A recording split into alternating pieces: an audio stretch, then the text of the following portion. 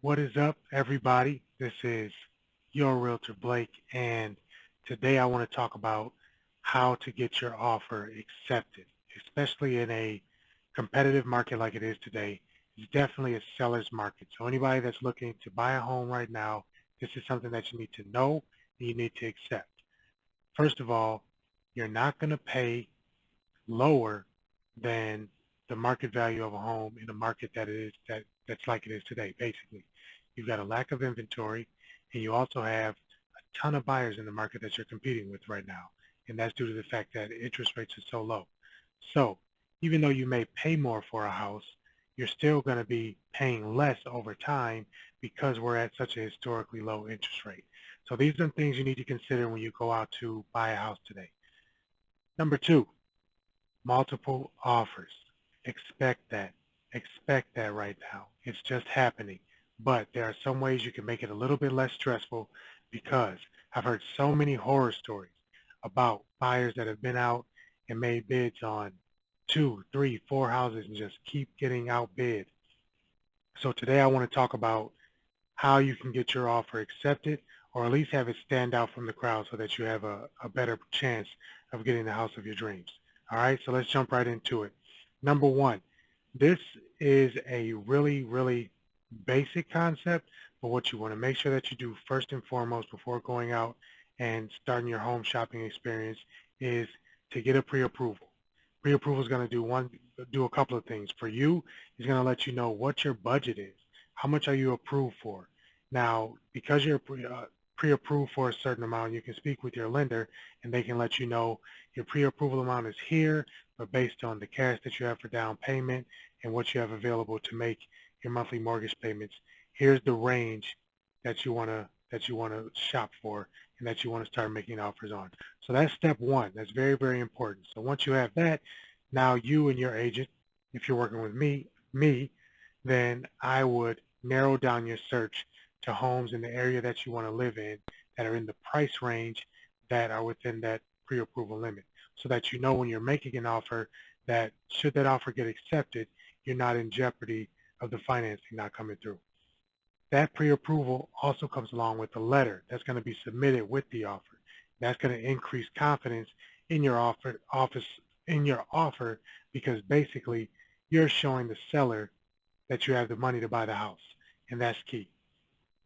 Number two, you definitely want to reduce the number of contingencies in your offer. So when I say contingencies, I mean things like inspection, I mean things like the sale of another home, I mean things like even seller contributions.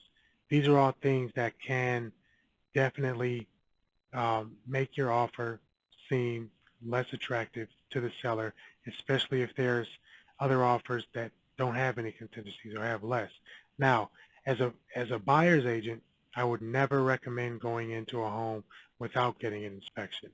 So I always put an inspection contingency on there, and that's something that's common. So that's not anything that's going to necessarily be a detriment to your offer, but if you just have the inspection on there, and of course the inspection on your the contingency on your financing, then those are the contingencies that you want to try and stick with. Now, if you have to put a contingency on the sale of your home, what you're going to want to do is make sure that you have an offer on your home with the closing date already set before you go shopping for a home, because that still leaves that fear of the unknown out there for the sellers. If you don't even have your house on the market yet, or your house is still sitting on the market and there are no offers, and your financing is based on you needing to sell that home in order to purchase the new home that you're making an offer on. So if that's the case, list your home, list it with somebody like myself who can sell your house in 3 days and get an offer on the table and set your closing date out, or put a contingency on the offer that you receive saying that this offer is subject to you finding a home and finding a closing date and closing on that home as well. So you have options. You're not tied down to just one closing date, and you're able to do that if you have a house to sell and you want to go buy it. And last, but certainly not least, is what I consider to be one of my secret weapons, and I know I am not the only agent to do this for their clients, but what's called is writing in an escalation clause into your purchase agreement. Now, before you make an offer, your agent should be reaching out to the listing agent, asking if there are any offers or any potential offers on the table. If there are, chances are you're going to get a last call email saying that, if you're looking at houses over the weekend, they're going to review offers on a Monday, or they're going to review offers the next day. So what you want to do in that case, because you're not going to know what those other offers are, is you want to understand what amount you can go up to and cap your offer at that, but make your initial offer that's something that's competitive so that if you happen to be the highest offer, you get the home at that. Now, let me actually share with you the exact verbiage that I use in order to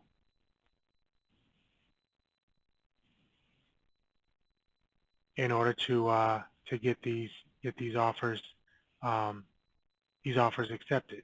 Now, I've used this on several offers that I've used in order to get those offers accepted by sellers because of the fact that it goes a specific dollar amount over the highest offer up to a certain amount. And here's how it reads. The buyer agrees to pay X amount over the highest offer received up to X amount. That's your cap. The seller's agent is to provide a copy of the purchase agreement reflecting the highest offer. If the home appraises below the agreed purchase price, the buyer agrees to pay X amount of the difference between the appraisal value and the agreed purchase price. Now, that covers the full gamut of what could potentially happen on your in your offers, and that's something that has helped extremely in all of my the offers that I've gone up against multiple offers for, because of the fact that it will show that you're able to, the pre-approval letter is going to show that you're able to go up to a certain amount. It's also showing that you're willing to pay the appraisal value and pay that difference should it go down, should the appraisal value come out higher. And then it also shows that you're willing to pay a certain amount above the highest offer. But it also gives you reassurance of the fact that they did receive that actual offer because they have to provide the copy of the purchase agreement, and they can't just call out and say, yep, we received some high bogus offer. Cannot do that. So if you're in the market for a home right now and you're looking for, and you've been beat out by a couple of different bidders on a couple of different houses, ask about an escalation clause. You definitely can use my verbiage with your agent, or if you happen to call me, we'll find you the house that you need. We'll use the escalation clause, and I'll go to bat for you to get you the house that you want. Also keep in mind that if you buy through me, you get $3,000 free. That's a $3,000 rebate at closing. That can go towards closing costs, association dues, property taxes, whatever you call it, whatever you name it, any of those closing costs, I'll help you out with that. And that's just something that I provide because I love to help my clients. So, your Realtor Blake, letting you know these are the ways that you can make your offer more acceptable. Oh, before I go, letters, personal letters, these do help. These do help. These are just based, what I'm giving you right here is just based on a purchase agreement.